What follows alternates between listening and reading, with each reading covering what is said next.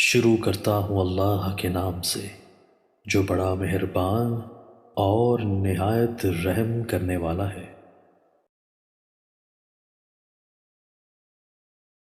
حضرت ابو سعید خدری رضی اللہ تعالیٰ عنہ سے روایت ہے کہ رسول اللہ صلی اللہ علیہ وسلم نے فرمایا، مجھے اپنے بعد تمہارے متعلق جس چیز کا اندیشہ ہے وہ یہ ہے کہ تم پر دنیا کی رونق اور اس کی زینت کا دروازہ کھول دیا جائے گا۔ ایک آدمی نے عرض کیا، اللہ کے رسول، کیا خیر برائی کو ساتھ لائے گی؟ آپ خاموش رہے حتیٰ کہ ہم نے گمان کیا کہ آپ پر وحی اتاری جا رہی ہے۔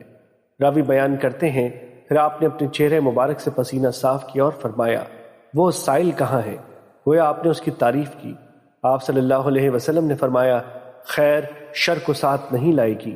بے شک موسم ربیع جو چارہ اگاتا ہے اس سے وہ بعض چارہ جانور کو مار ڈالتا ہے، اپہارا کر دیتا ہے یا ہلاکت کے قریب کر دیتا ہے۔ البتہ سبز گھاس کھانے والا جانور کھاتا ہے حتیٰ کہ اس کے کوکھ نکل آتے ہیں۔ وہ سورج کی طرف رخ کر کے جگالی کرتا ہے، گوبر کرتا ہے اور پیشاب کرتا ہے، اور وہ دوبارہ چرنے چلا جاتا ہے اور دوبارہ سبز گھاس کھاتا ہے۔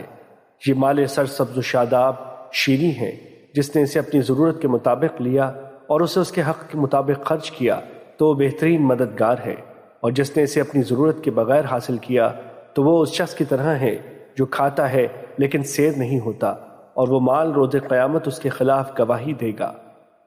مشکات المصابیح حدیث نمبر 5162۔ حضرت ابو قتادہ رضی اللہ تعالیٰ عنہ بیان کرتے ہیں، رسول اللہ صلی اللہ علیہ وسلم نے فرمایا، اچھے خواب اللہ کی طرف سے ہیں اور برے خواب شیطان کی طرف سے ہیں۔ جب تم میں سے کوئی پسندیدہ چیز دیکھے تو وہ اس کا اظہار اسی سے کرے جسے وہ پسند کرتا ہے، اور اگر کوئی ناپسندیدہ خواب دیکھے تو وہ اس کے شر سے اور شیطان کے شر سے اللہ کی پناہ طلب کرے، اور 3 بار اپنی بائیں جانب تھتکارے اور اس کے متعلق کسی سے بات نہ کرے، اس طرح وہ اس کے لیے مضر نہیں ہوگا۔ مشکات المصابیح حدیث نمبر 4612۔ حضرت ابو موسیٰ رضی اللہ تعالیٰ عنہ نبی صلی اللہ علیہ وسلم سے روایت کرتے ہیں، آپ صلی اللہ علیہ وسلم نے فرمایا، میں نے خواب میں دیکھا کہ میں مکے سے کھجوروں کی سرزمین کی طرف ہجرت کر رہا ہوں۔ میرا خیال تھا کہ وہ یمامہ ہے یا ہجر ہے، لیکن وہ سرزمین مدینہ ہے جس کا نام یثرب تھا، اور میں نے اپنے اسی خواب میں دیکھا کہ میں نے اپنی تلوار ہلائی تو اس کا وسط ٹوٹ گیا۔ اس سے مراد وہ ہے جو مومنوں کو غزوہ احد میں تکلیف اٹھانا پڑی۔ پھر میں نے دوبارہ اسے ہلایا تو اپنی پہلی حالت سے بھی بہتر ہو گئی۔